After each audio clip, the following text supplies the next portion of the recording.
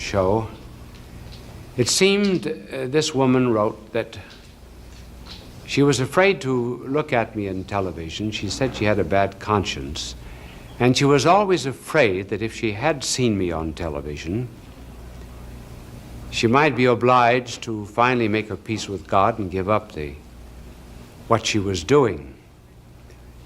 So she said she consistently refused. This particular time, she was getting ready for a date, and her hands and face were smeared with cold cream. I came on television succeeding a show that she was looking at. She didn't want to smear the machine, so she had to leave me on. So she wrote and said, well, you did it. I finally came back to God, and I sent her a telegram. The telegram read, congratulations, a beautiful instance of how grace works through grease.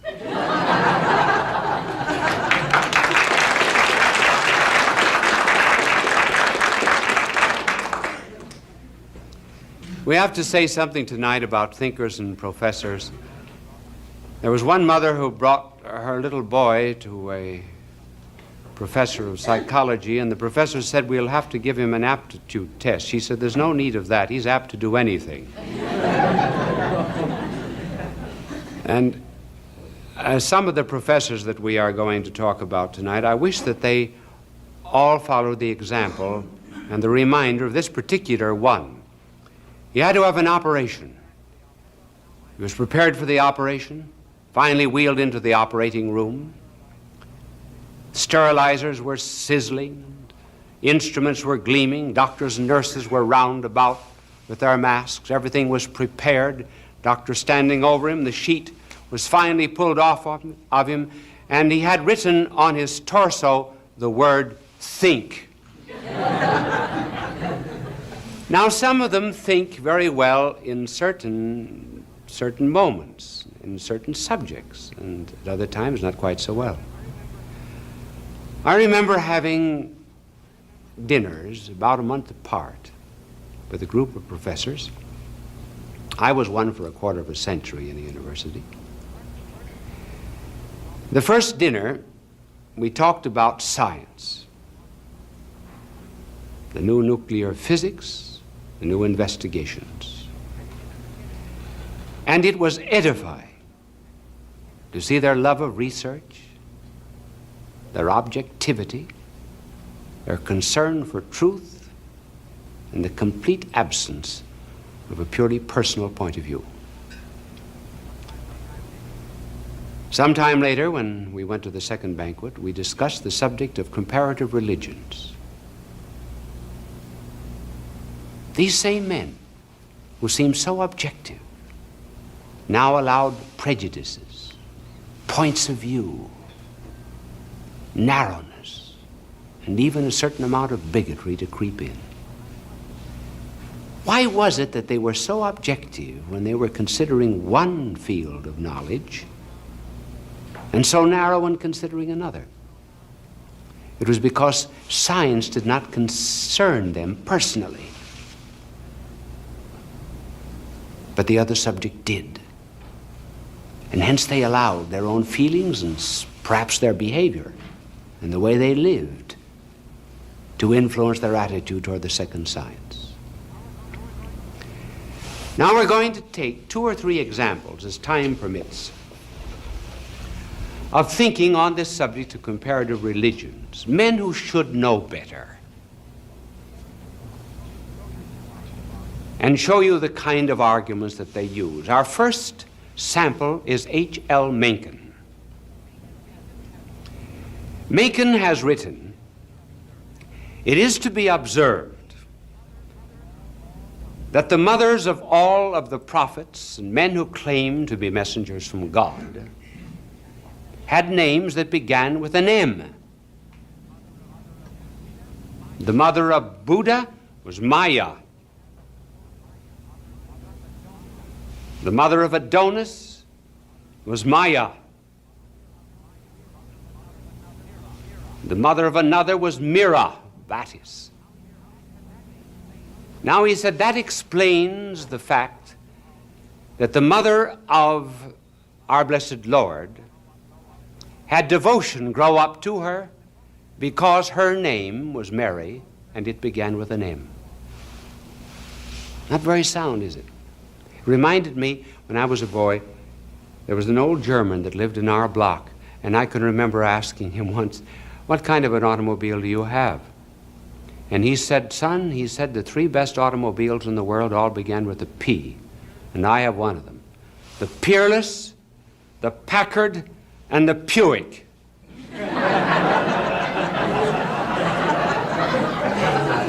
He had a Buick. Well, it was as sound as the argument of Mencken. Then take another great mathematical physicist, truly learned man, Alfred North Whitehead. Alfred North Whitehead said, "It was the custom once a year in the cult of Mithra for the king to enter into the temple and become intoxicated." Now I'm quoting Whitehead verbatim. Whitehead continues, "The awe at intoxication explains the use of wine in the communion service." Imagine. Can't see the difference between wine for intoxication, wine in a communion service. That man couldn't see the difference between a rope that's tied around a man to hold his pants up and another around his neck to hold his whole being up. Take another. This is so common. There's no point in using names. Names from Germany, France, England, and America. Their argument is that all religions are due to a sun cult. The sun gods explain almost every religion under the sun. Apollo, for example, had a miraculous birth. Attis came from the lower regions. Osiris rose from the dead. Tammuz came out of the lower regions. And so anyone who's ever appeared and claimed to have given light to the world, such as, for example, the person of Christ, actually did nothing but develop a sun myth. That is why he had 12 apostles, because, they say, there were 12 signs in the zodiac. That's the argument. Now, let's run that down to earth. Just suppose we use the same argument on Napoleon. If you've ever seen the statue of Napoleon in Place Vendôme, Paris, you will notice that the word there of Napoleon is written the Apollio. Now that would mean, making this Greek, that means that he is Apollo itself. So there never really has been a Napoleon. It's all due to the sun cult of Apollo. You think you studied the history of Napoleon? Ridiculous. Who was his mother? Letizia, wasn't it? Who was the mother of Napoleon? Leto. What does Leto mean? In one language and Letizia in the other. Both joy. That's how we got the idea that Napoleon was born of a woman named Letizia from Apollo. You believe that Napoleon had 3 sisters? He did, according to a myth, but where did the myth start? Apollo had 3 sisters. Didn't Apollo have 2 wives? One was the earth, the other was the moon. Napoleon had 2. Where's the sun the major part of the day? How long is it in the sky? About 12 hours. How long did Napoleon reign supreme? 12 years. See, sun myth. He never existed. Furthermore, where is the sun strongest? In the north or the south? It's the south, isn't it? Gets weaker in the north, doesn't it? Where was Napoleon defeated? In Russia. See? Napoleon never existed. Sun cult. Think. Now here are 2 false assumptions that they use. One false assumption is that the primitive religion, whatever it is, equals the original religion. So if you want to know what religion is, you must go back through anthropology and study some very primitive manifestations of it. And all religion that has ever been in the world is nothing but a development of a primitive religion. Now, that's not true. Religions not only evolve, they also devolve. Our blessed Lord said at the end of time that his church will be persecuted. Think you that when I come again I shall find faith on earth? It will not be an evolution, there will be a kind of a devolution in the sense of persecution. And furthermore, do we use this kind of an argument in any other kind of science? If we study medicine today, do we say we've got to go back to the witch doctors? Is astronomy today dependent upon astrology?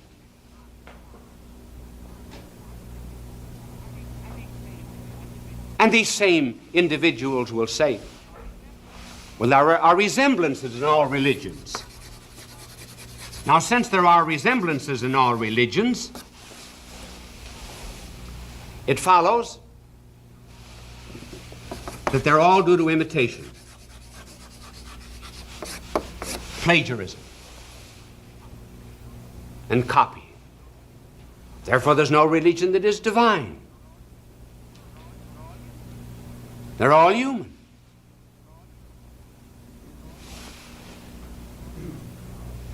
Well, certainly there are resemblances, but is it not true by the mere fact that you say something is like another thing that you also say it's unlike that thing? Man is like a monkey, but a monkey isn't the same as a man. And then furthermore, the resemblances are very different in different wholes or contexts or categories or organisms. For example, sex is very different in an animal than in a man. Carbon is different in coal than it is in us. So too you can take certain things that happen, certain rites, liturgical practices in one religion, you'll find them in another, but they have an entirely different meaning in an entirely different context. Take, for example, not eating meat.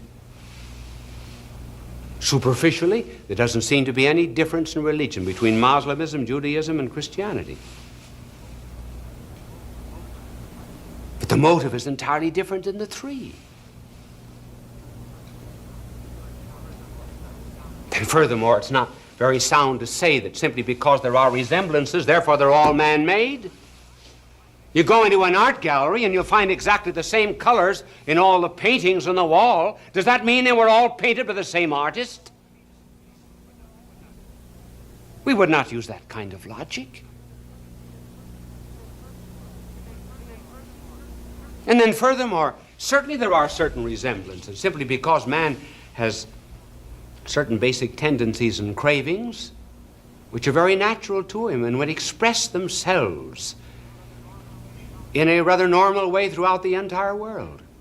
Take, for example, the desire to worship. A man recognizes that he's unfit to exist before divinity, and so he will take an animal and kill it. He may take wine, pour it out. He may take wheat and burn it. He makes these things vicariously stand for himself. And then by destroying those things, he is practically saying, I am unworthy to exist in thy presence.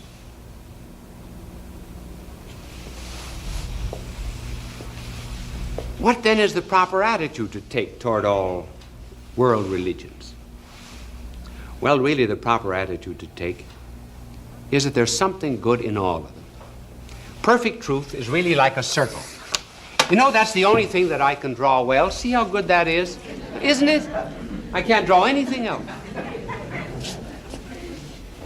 I'm proud of that. Now, truth is like that circle. It has 360 degrees. And that fullness would be found, for example, in the fullness of Christ's mystical body. Now, we are to think of every religion under the sun having something good. Maybe some religion that's started this afternoon in Los Angeles. That's got some good in it. May only have 10 degrees, but it's got some good. Buddhism, Confucianism, all the other world religions, they've all got good in them. Then you get to others, maybe they'll have something like 240 degrees of truth. Therefore, our attitude is not to be constantly pointing out the error, looking for the defects, seeking what is black, but rather laying hold of what is good. That's what St. Paul did, for example, when he was in Athens. He was talking to these people who were worshiping false gods, and he got hold of one statue that had the name unknown God in it, and he said, that's the God that I preach to you. Our blessed Lord meets a woman at the well. She's got 5 husbands. What is there in common between him and the woman with 5 husbands? He found it. It was a common love of a drink of cold water. With that, he started to build up the morals and the faith of the woman. And so with world religions, everything is good. We can just as well start Christianity, start it with Buddhism and Confucianism as we started with Plato and Aristotle.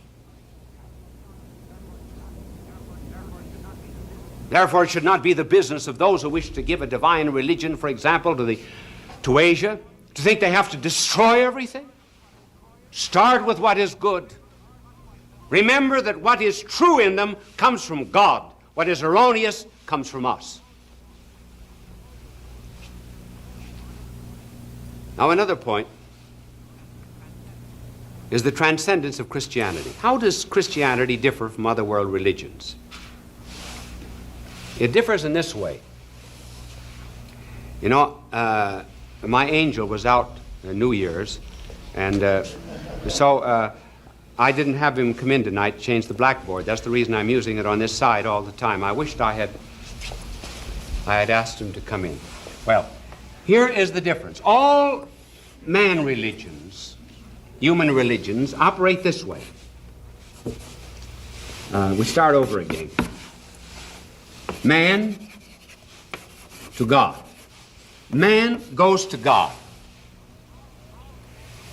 How man goes to God may differ. He may go by contemplation.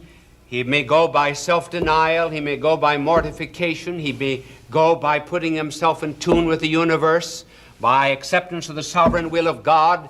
And those are the differences between Buddhism, Confucianism, the philosophy of Laozi, Tzu, and others, Hinduism.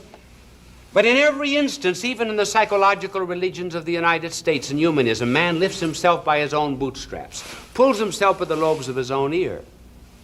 But what's Christianity? It's this way. God comes down to man.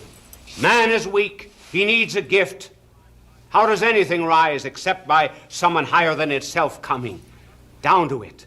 How do chemicals get into plants? How do plants get into animals? And how do plants and chemicals and animals get into us? We go down to them. We take them up. We change their nature. And so Christianity starts by God coming down to man and taking upon him, lifting man up to himself and giving him another nature so that he is no longer his own. Nature's completely changed. That's the difference between the two. And there's another difference.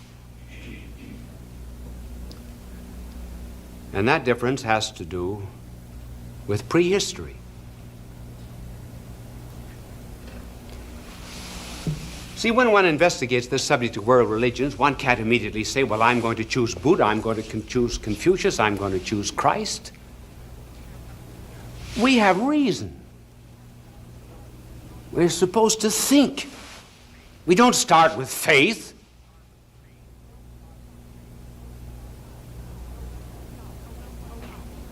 So we think out some ways of studying, well, which one am I going to follow? Not only do we use our reason, we realize that we're in history. So we line them all up. Buddha, Confucius, Laozi, Tzu. Stand up there. I'm going to apply some tests. If you were a skygack from Mars, I would ask for your passport. You come claiming a message from God. How do I know it? You say, here I am. Listen to me. Buddha, you say, here's my fourfold noble path, my eightfold way. Tzu, you say, here's my moral law, here's my Tao. Someone else says, here's a book, I got it from an angel. How do I know he got it from an angel? Why, any fool in the world can start. Say, here I am, believe me. You get a few followers, but they're not worth following. So reason and history has a test, and the test is, listen, did anybody know you were coming? If you came from God, the least that God could do would let us know that you were coming. So here's my test, and all of you pass it. And for the moment, Christ, you're no better than anyone else. Did any one of you know, or did the birth of any of you pre-announced, when you were coming, how you would die, what you would teach, in what country you would live? And finally, when you did come, was there such expectation that men would come from afar in order to see you? Can any of you step out of the line and say, yes, someone expected me? Only one can do it. That's Christ. That does not prove he's divine yet. That only proves that we'll study him because we've got a reasonable and historical background for doing it. And another difference between him and all other world religions is the fact that they all gave a method, a formula, a doctrine, a law. And they said, follow this method. Obey these rules, and you will live. Our Lord did not. He said, I am the truth. Truth was identified with this person because he was God. You cannot fall in love with the theorem of geometry. Virtue begins to be lovable only when it is incarnated in a person. And that was why he was the Savior of all men, and he said, if I be drawn up, I will draw all men to myself. And so when he came to die, he stripped himself of every individuating note in order that he might belong to all men. So all other religions are sunshine religions. They're all right for happy, prosperous days. But he brought the only religion in the world that began with defeat, with an ignominious failure, and therefore adversity. And he came out of it by resurrection because he was God. And that is why he's the only one that can ever give hope in trial. For as someone has put it, we have a God who stumbled to his throne. Bishop Sheen will return in just a moment. Fulton J.Sheen is indeed a man for all seasons. He walked a paced beat, allowing us to glimpse his nature and ponder its worth and to enjoy its presence. Bishop Sheen authored over 90 books. He broadcast countless radio and television programs and ministered in many parts of the world to people of every belief. As he said many times, it is not a unity of religion we plead for, but a unity of religious people. We may not be able to meet in the same pew, but we can meet on our knees. The per capita expenditure on alcohol in the United States was $53 per head. That meant, even for every non-drinker and for every child, at $53 per head is $2 more per head than 1/4 of the world earns. Just think of it. Our liquor bill is more than the income of 1/4 of the world. You know, it has been said, in vino veritas, in wine there is truth. But the next time you pick up a glass, let it be in vino caritas. In wine there is charity. Send me something for the poor of the world. Bye now, and God love you.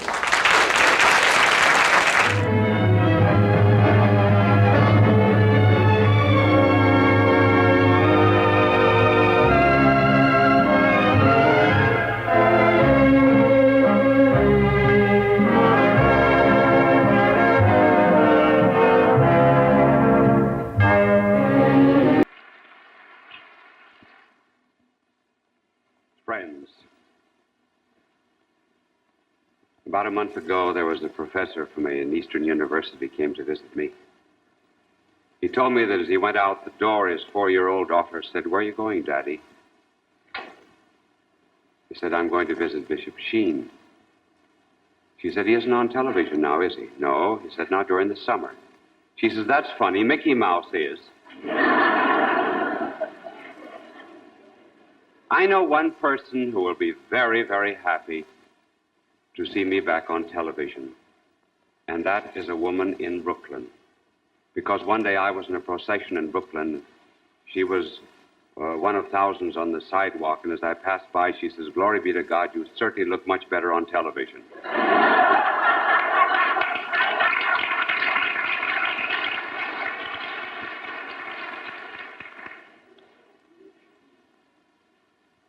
Well, during the past 5 years, we've been giving you subjects on philosophy, theology, art, science, psychology, psychiatry, social sciences, and so forth.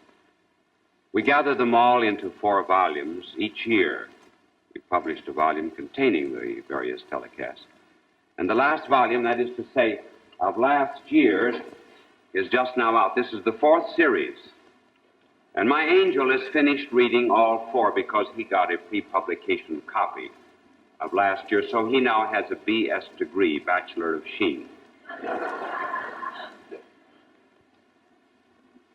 He asked me to change the format this year, so this year we thought maybe you would be much more interested in hearing narratives and biographies. There's so many fictional and imaginative tales in the world. We thought that possibly you would like to hear some real stories of people who really and truly lived. And each week we will give you a different story. And tonight's the story of a playboy who heard the call of the desert. He was a great lover. Love is like a bird. You know, sometimes the bird is in the nest. When the bird is in the nest, his wings are confined and limited by that nest. And then at other times, the bird in the wing has the infinite horizons for his view. And sometimes the heart just rests in the nest of another creature, and at other times it's dissatisfied. And it seeks some great infinite love. And that's the story of the great lover of tonight, whose name perhaps you would like to know, first of all. He was a nobleman. He was born in the year 1858. His name, Charles de Foucault. 1858 was a very interesting year in the world. That was the year, just about that time, that Darwin published his Origin of Species. Marx, his introduction to the Critique of Political Economy. Essay on Liberty was published by Mill. Apparition of Lourdes that time, too. And in a house in Strasbourg, the very house, incidentally, where for the first time was sung by its author, Roger de Lille, the Marseillaise, was born a child who was known as the Viscount Charles de Foucault. Traced his family back to the Crusades. His family fought with King St. Louis. He was a kind of a stubborn-looking little child, as is evident from some of his pictures.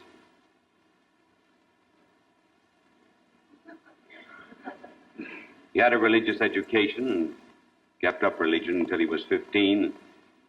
He belonged to an age of renown, and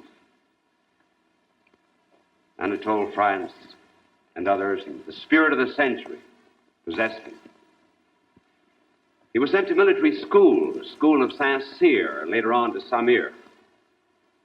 He had a fortune, he had a title.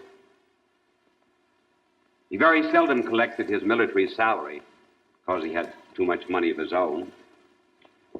He finished about last in his class at Saint-Cyr, and when he went to the cavalry school, he finished 87th in the class of 87. Did you ever hear about the boy who brought his report card home from school and he said to his daddy as he showed it to him, and the marks were very low, he said, "Dad, would you like me to go up in the attic and get some of your old report cards that I saw up there?" Well, that was the kind of report card that Charles de Foucault always brought home from school. He hardly ever ate in the military dining room. He ate in restaurants. One time he liked the wine that was served. He bought all the wine there was in the hotel. It cost him $4,000. He used to bring out a number of young ladies from Paris, who entertained them at his dinners. One time he dressed himself up as a young woman, and he sat in a carriage outside of the windows of the military school, where all of the wolves began whistling at him. And of course they felt very sheepish when they discovered that he was a wolf himself,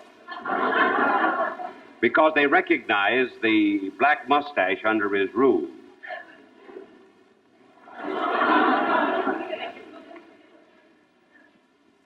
And then after he finished his military training, he was assigned briefly in France. And he gave a party one night for one of the girls that he liked best. It's too bad we do not know her name, just as we do not know the name of the young woman who figured in the life of Auguste. She's just simply known as Mimi. That's plain Mimi. She came from poor parents, that we know. But she took on a bit of culture and refinement, probably from associating with him and his friends.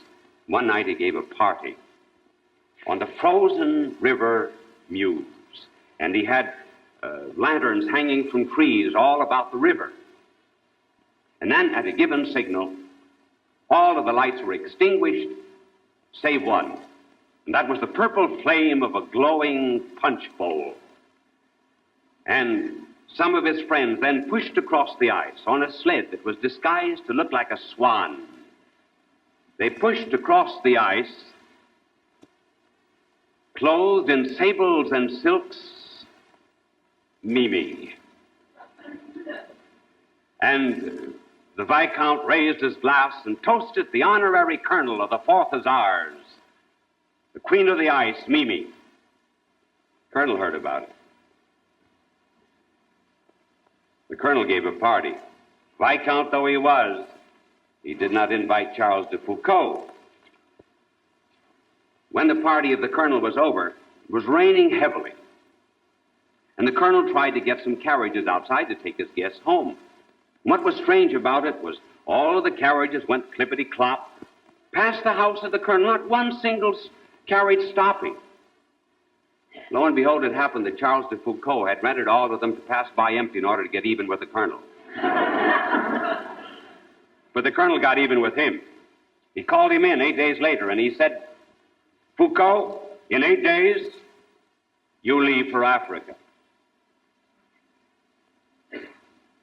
One of the friends of the Viscount said, "What about Mimi?"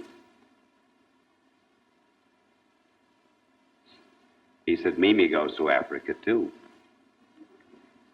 So he sent Mimi on ahead, on another ship. And she registered on the ship as the Vicomtesse Charles de Foucault. She ate at the captain's table, naturally. All the sub-officers bowed and scraped and kissed her hand and saluted her, and all were charmed by her beauty and her loveliness. And finally, when she arrived at the port of Beaune in Africa, that was one time Hippo. And 1,500 years before, there was another man there in Hippo that had a life something like this one. He was dissatisfied with his nest, too. That was Augustus. But at any rate, she arrived at Beaune, and she was met there by military officers, by the mayor of the city, and by other officials who saluted her as the Viscountess, took her to a hotel where a banquet was served, and then sometime later came on the ship with the other officers and the wives of the other officers, and lo and behold, it was discovered through the wives of the other officers, that she was not at all the Viscountess de Foucault, that she was just plain Mimi. And women have a habit, you know, of gathering up their skirts and just leaving someone behind. But Mimi and Charles laughed. He didn't mind, neither did she. And then he was sent into the desert maneuvers. That did something to him. I was in the Sahara once. It's a curious place. You look up, the stars seem so close that you almost feel that you could reach up and just pluck them right out of the sky. You become tremendously impressed with the nothingness of man, with the sovereignty of God, in the face of this great, vast waste. And he was affected by it. He loved the Berbers. He began to love Arabic. And he came back from his maneuvers, and the colonel called him in. And he said, "Foucault, you have a woman here with you, is not your wife. I'm going to report you tomorrow to Paris." Foucault said, "Why wait until tomorrow? Report today. I resign." So he and Mimi left, went back to France, Paris, then they went to Evian. And when they went to Evian, Charles felt the call of the desert.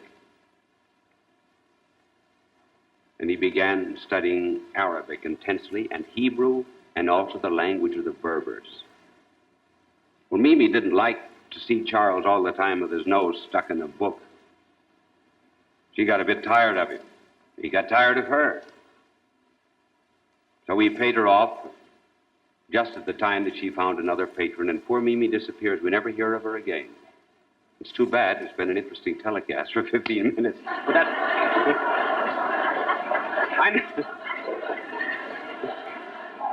I know you'd like me to go on and tell more about Mimi, but that's all I know about Mimi. This isn't a telecast about Mimi anyway. It's a telecast about Charles de Foucault.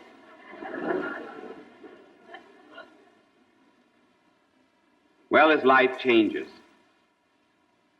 Do you know what changed his life? It wasn't Mimi. It was an Irishman. The Irish are apt to turn up anywhere. And this one was Oscar McCarthy. His first name was really Oscar. Oscar McCarthy's father came over from Ireland to fight with Napoleon. As a matter of fact, his father commanded one of the regiments at the Battle of Waterloo. And then the son of this original McCarthy wandered down to the most beautiful library in the world, in Algiers. And there, for $60 a year, he became an expert on geography. And when Charles felt the call to the desert, he came back again to Algiers, and he went in to see Oscar McCarthy. And Charles said, "I would like to go into the inside of Africa, among the Berbers, and into Morocco. How can I do it?" McCarthy said, "Only 6 men of Western civilization have been in there in my lifetime. It's very dangerous. You couldn't possibly go in as an Arab, because you do not speak Arabic well enough. They would find a trace of a false accent." McCarthy said, "I suggest that you go in as a Jewish rabbi." And he said, "I have a rabbi friend here who knows this country well. And you travel, 2 of you as rabbis." So Foucault and Rabbi Mordecai got together. Foucault made an arrangement with him that he would give him a sum of money before they started, pay all of his expenses, give him a handsome sum when he finished, and also pay his wife a pension while he was away. Foucault studies the liturgy, the ceremony of the synagogue. speaks Hebrew now almost perfectly. He was a good student when he wanted to be a good student. And they set out on a perilous journey. They lived in the utmost poverty. And what struck Foucault was the fact that here were these Muslims, the Arabs, had no human respect. 5 times a day at the time of the call to pray, they prayed. And then the Jews, so good to him and Rabbi Mordecai, they brought food to them when they slept in the synagogue. They received him into their own poor quarters. He began to love both of them in the desert more than ever. They were gone almost 1 year. And at the end of the year, they came out. And Charles de Foucault published a very famous work in 2 volumes called Reconnaissance au Maroc, where he had surveyed 3,000 elevations, 1,400 square miles, determined 45 degrees of latitude, 40 degrees of longitude, and made the whole scientific world his debtor. He came back into Paris. He was feted by everyone from prime ministers to jockey clubs. And in the course of his visits about Paris, he met an abbé, the curé of the church of Saint Augustin. Those of you who have been to Paris will recall that Renaissance church, Saint Augustin, Boulevard Haussmann. And this poor abbé was the kind of man that suffered a great deal, continuously, as a matter of fact. But it gave him that queer kind of wisdom that really comes from suffering. And Charles de Foucault met him one day, and he said, "What makes you so happy?" He said, "Because I never seek my own pleasure," said the abbé. And one night Charles came in from a party. He was still in his white tie and tails, silk cloak, silk hat, paced the floor. His wings wanted the air. He was dissatisfied with his nest, and he went to the church of Saint Augustin. He rapped the church door, the confessional door of Abbé Houvelin. He says, "Abbé, come out. I would like to talk to you." Abbé Houvelin says, "You come in. I would like to talk to you." And it was 14 years since Charles de Foucault had made a confession. He had the faith. It was covered up with the cinders, the clinkers that come with all kinds of false pleasures. By that act of humility, all the clinkers disappeared. And from then on, he was totalitarian. As he'd gone to one extreme of being the playboy of Paris, from now on, he would go to the other extreme. It's now the time when the world is beginning to know something about totalitarianism. Men follow communism simply because they're sick and tired of a false milk and water liberalism. They want something into which to put their teeth, something that calls for engagement, consecration, dedication. The whole self must be given and surrendered. And rather than give it to a false absolute, Charles de Foucault now decides to give himself utterly and absolutely, as a bird on the wing, to the true absolute. And he knocks at a Trappist monastery door.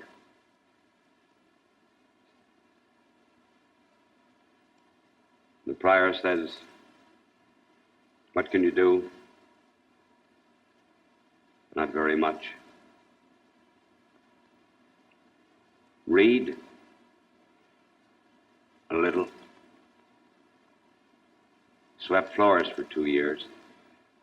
But the desert called him, and he asked to be transferred to another Trappist monastery in Akbez, Syria, so he would be closer to the desert. He went there, and in those days, still, you know, the Trappists never eat meat, fish, or eggs.